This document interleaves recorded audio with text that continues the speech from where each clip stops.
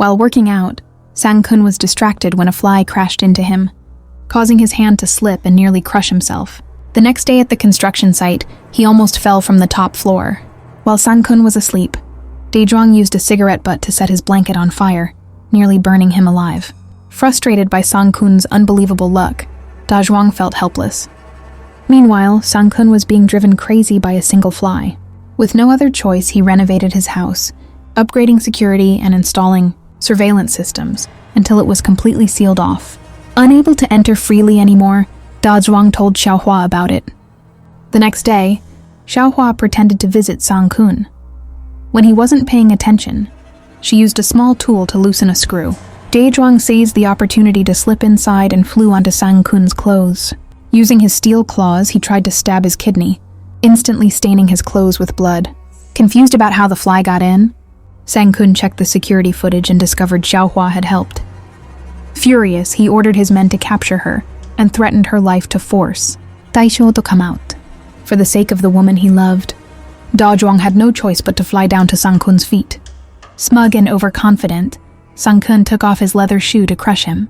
At the critical moment, Dae-jwang raised a steel needle from the ground and pierced through Sang-kun's foot. Xiaohua broke free amid the chaos. Enraged, Sang-kun pulled out a gun and fired at the fly, but Dae-jwang dodged swiftly. In the struggle, Sang-kun ended up injuring himself instead of his enemy. Dae-jwang grabbed another needle and charged straight toward Sang-kun's eye, but Sang-kun quickly grabbed a magnet nearby, pinning Dae-jwang firmly beneath the steel needle.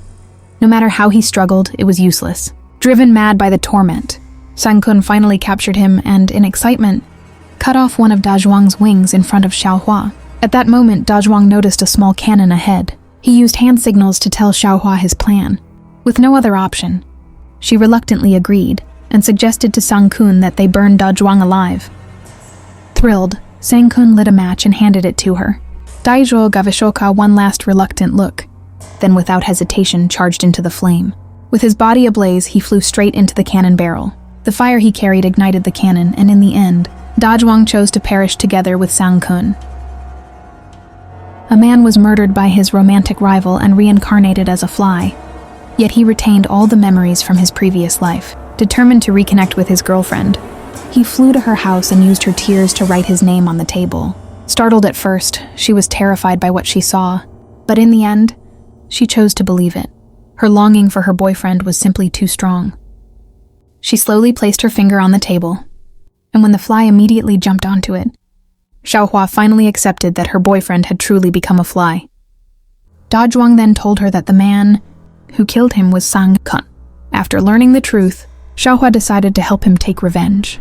She specially made a protective mask so Dae-jwang wouldn't be harmed by insect spray, and even crafted upgraded steel claws to increase his attack power.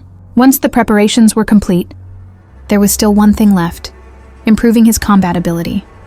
Dae-jwang began an intense training regimen, pushing his strength and speed to the limit. Thus, a new kung fu fly was born, and the mission of revenge officially began.